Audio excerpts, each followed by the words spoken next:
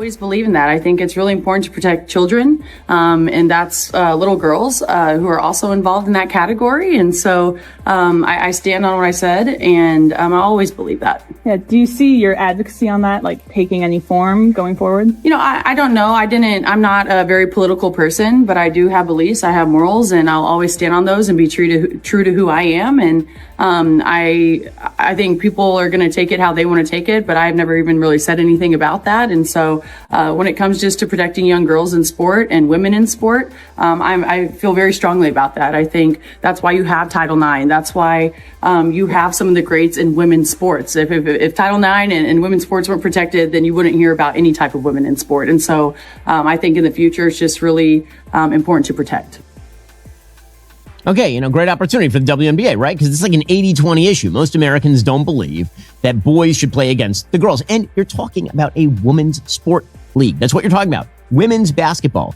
If you let the biological men play, you end up with the movie Juwanna Mann, or alternatively, Lady Ballers. A 14-year-old high school freshman boys starting varsity player at any decent public school in America would torch these ladies. That is just a reality. Okay, that is not sexist. That is called reality. 14-year-old boys all over America are dunking. Okay, the WNBA with biological men would just be called the NBA, and the ladies would be called ushers, or at best refs. Here we observe the majestic suburban dad in his natural habitat, the backyard barbecue. Notice the distinct aroma of charcoal and mild panic. He approaches the girl with confidence, though his internal monologue suggests he has no idea what he's doing.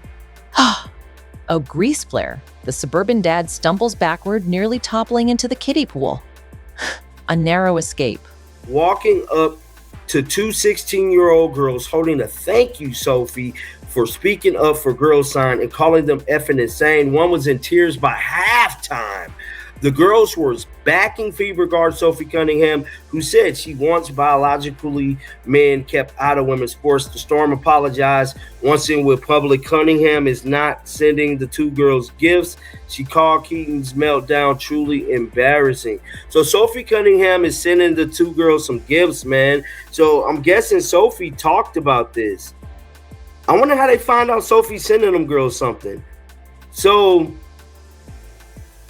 the owner has been suspended for 5 games. I just feel like 5 games is just not enough. It's just not enough, bro. She should be banned. These was kids. This is like a hate crime in a sense. She verbally abused someone else's children. This is very bad, guys. Like, 5 games is not enough. Then y'all didn't release the type of fine. This is why we cannot take this league serious, because they do things like this that make us not want to watch it, bro. Not want to watch it at all. Now, Tuesday Fever game, one of the 16-year-old girls stayed up the night before making the sign, then spent halftime crying courtside. A couple of Storm players gave the girls a thumbs down to their face. A man told them to take out the trash on their way out. The team's apology: everyone who attends a Storm game deserves to feel welcome. Now, Sophie Cunningham, like I stated, did state, well, this has been reported that she's going to send them something. But there is video that has been released of a fan telling these young ladies they are trash. This is a bad look. And this ain't just no rinky-dink person. This is a corporate guy connected to Nordstrom's. Let's watch. Caitlin Clark's team has found itself at the center of a growing public relations storm, with the WNBA facing mounting pressure as fan reactions continue to spread across social media and beyond. People who are coming out with the positive, saying, you know what, finally someone has said something. And I don't really look at either side of those, because I know whatever I say, I'm going to get hate and I'm going to get love. And if I'm going to live by the love, I'm going to die by the hate. And that's just not who I am. I beat to my own drum. And so people are always going to have something to say. You could win the championship. You could be the best at whatever it is. And there's still people who are going to hate on you. And so that's just what this world is. So I'm confident in who I am. I'm proud of who I am. I'm happy being me. I'm going to continue to be that. You always had kind of that mentality when it comes to, people saying things, or is that something you've built and learned to adapt over time? I think I've always kind of been able to handle that type of pressure, I would say, and the type of eyes and the type of people who have comments. And like I said, there's going to be some negative comments, but there's also a whole bunch of positive comments too that no one really ever, people hate positivity for some reason. I have no idea why, but there's a lot of positive comments too when it comes to that. And so, it is what it is. Like I said, we're all human.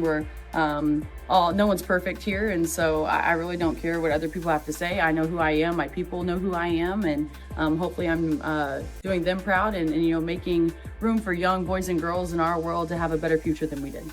I think people are going to take it how they want to take it, but I've never even really said anything about that. And so when it comes just to protecting young girls in sport and women in sport, I feel very strongly about that. I think that's why you have Title IX. That's why you have some of the greats in women's sports. If Title IX and women's sports weren't protected, then you wouldn't hear about any type of women in sport. And so I think in the future, it's just really important to protect. Do you think, I guess along the line like that, it goes against perhaps, some people might say, hey, for the trans community, this could be something that could come back on us or be targeted against us. Like, how do you, I guess, view that sort of critique? Like I said, I extend love and I don't dislike anyone. Like, I think there is room for absolutely everyone here. And I think there's room to love everyone. And I truly think when you get people in the same room, you have conversations, you actually have a lot in common with a lot of people. And so I'm there to love, but I'm also there to love biological women. And I think that there are rights that need to be protected. And like I said, I'm going to stand true to that. I'll never falter in my beliefs in that, but I have never once said I hated the trans community. When the Indiana Fever arrived in Seattle for their July 28 matchup, the atmosphere was already filled with anticipation and strong emotions. Well, we were just sitting there with our signs that said, like, we love Sophie, like, thank you, Sophie, for speaking up. And so we were holding on, just watching the game. Again, like, we were being super great. We hadn't said anything to anyone else. We were being super respectful. We were just holding our signs and cheering for both teams. And this lady, older lady, comes up to us. And she comes up to us. And at first I think she's going to be nice. And she asks, like, what are you guys doing? Something like that. And then it was like, Jesus loves everyone. That's what she told us. As more details about the incident spread online, the story quickly gained national attention and intensified the conversation surrounding the game. Reports circulating across multiple outlets identified the woman involved as Seattle Storm minority owner Celeste Keaton, turning what first appeared to be a disagreement between spectators into a controversy involving a team executive. The allegations immediately sparked widespread debate, with many questioning whether someone in a leadership position should engage directly with young fans during a live event. According to those reports, the teenage fans also faced loud criticism from nearby spectators, while claims surfaced on social media that individuals connected to the home team reacted negatively from the court. Whether every detail was accurate or not, the controversy rapidly became one of the league's biggest talking points. At a time when the WNBA was experiencing record attention and expanding its audience, the situation created a significant public relations challenge, increasing pressure on league officials to respond quickly. As criticism continued to grow, expectations for decisive action intensified, with many believing the league needed to address the controversy swiftly to protect its credibility and keep the focus on basketball rather than the off-court headlines. This Seattle Storm situation is going very south fast. Now we have other big-time business people being accused and caught on film harassing Indiana Fever fans, and these young ladies held a rally for anti-trans. Now during this rally, nothing happened. It was calm. But the Seattle Storm co-owner, who has now been suspended, by the way, we're going to talk about that, made it her business to make sure these young ladies have a very, very tough night that night. And that's exactly what she did. Now, I said this once and I'll say it again. If I'm these young ladies' parents, I'm quickly, in a hurry, talking to legal. We have to sue not only the Seattle Storm, but you have to sue the WNBA for harassment. On Thursday, the league officially announced disciplinary action, confirming that Celeste Keaton had received a substantial fine along with a 5-game suspension from attending Seattle Storm home games. The decision immediately drew widespread attention, as it is highly unusual for a league to bar a team owner from home games, underscoring the seriousness with which officials viewed the situation. The announcement placed the Seattle Storm organization under intense scrutiny, prompting majority owner Jenny Gilder to release a public statement acknowledging the incident and apologizing to those affected.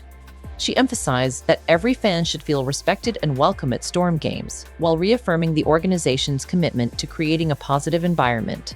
At the same time, the Indiana Fever worked to keep their focus on basketball and avoid becoming further involved in the controversy. Following their 105-95 victory, team officials and head coach Stephanie White declined to comment on demonstrations connected to Sophie Cunningham, while a team representative stated the organization had no prior knowledge of the rally, making it clear that their priority remained the performance on the court rather than the growing off-court debate. One of the co-owners of the team came over and blessed them out and used the F word. And so she was suspended. What was your reaction to this? Well, it's important to know who these girls are and, of course, the setting of where this game took place. It happened in Seattle, the state of Washington. These girls are 16-year-old girls. They're in high school. One of the girls, her name is Annalie Wilson. She's a 16-year-old runner from Washington State who has taken a stand. Why has she taken a stand? Because she has had to live these policies. Actually, Annalie, she placed second at, I believe it was the Kashmir Junior Olympics regional track meet in the 1600. She lost to a boy. Since then, she's had to find herself standing up before school boards to her peers and to classmates and to teachers and to adults. What she told me was that Sophie's courage has inspired a generation of young athletes. She says that it is such a relief now to know that someone, especially when it comes from a professional female athlete, has their back. And now here she is, as you said, supporting Sophie, and she's being heckled by grown men and grown women, which now to the left, that's considered progressive. It's just sad that young girls, 16-year-old girls, have to be the adults in the room. Yeah. You know, the young lady, one of the girls that you're talking about, the athlete, she was wearing an XXXY t-shirt.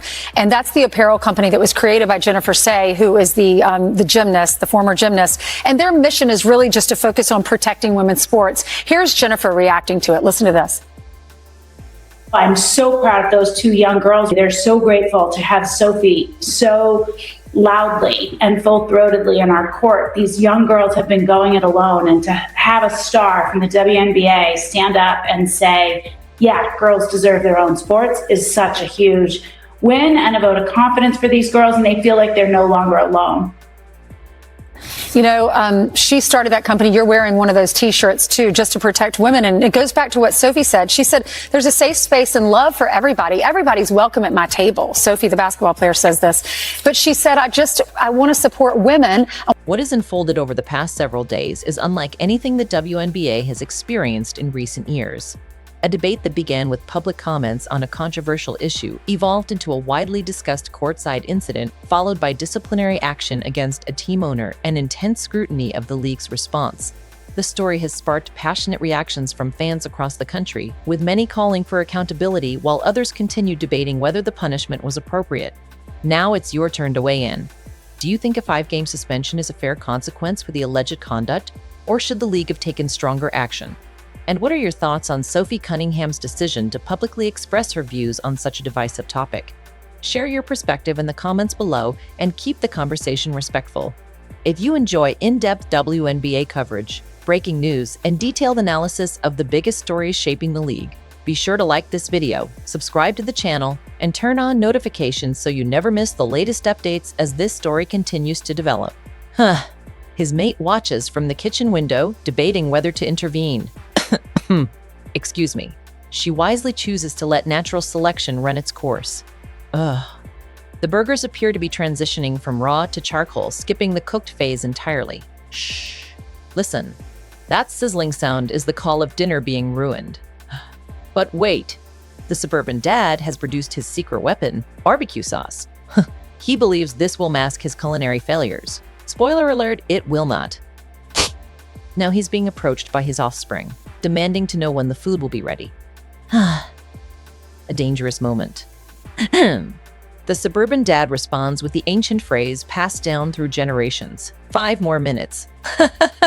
We all know this is a lie. And so the cycle continues as it has for millennia, in backyards across the land. Truly, nature is magnificent. Stay with us through this entire video because we're breaking down every major development surrounding one of the league's most talked about executive controversies in recent years. Let's get right into it. To understand how this situation escalated, we have to start with Sophie Cunningham, whose recent public comments became the spark that intensified an already heated debate. Her remarks, combined with the broader political and cultural conversation surrounding women's sports, quickly transformed the story into one of the most closely watched topics in professional basketball. During the widely discussed ESPN feature last week, Cunningham clearly shared her position, expressing support for policies that would limit transgender girls and women from competing in female sports. She explained that her views were centered on fairness and protecting competitive opportunities for girls and women. As soon as those comments became public, online discussion exploded. Supporters praised her for speaking openly, while critics strongly disagreed, turning the issue into a highly divisive debate that dominated headlines, fueled non-stop conversation across social media, and drew passionate reactions from fans on every side of the discussion. Before tip-off, a large demonstration formed outside Climate Pledge Arena, where supporters of Sophie Cunningham gathered with signs and messages backing her recent public comments, while also promoting a local ballot initiative connected to the broader debate. The intensity carried into the arena as some attendees brought their signs to their seats, setting the stage for an already tense evening. It didn't take long for attention to shift away from the action on the court. According to multiple reports, a heated courtside confrontation unfolded involving two teenage fans who were holding signs that read, "Thank you, Sophie, for speaking up for girls." Rather than remaining a disagreement among spectators, independent reports claimed that a prominent individual approached the girls and allegedly directed harsh and emotional remarks toward them, including profanity and a statement expressing hope that they would be forgiven for what she described as their actions. The alleged exchange quickly became the center of online discussion, fueling widespread debate and placing even greater scrutiny on everyone connected to the incident.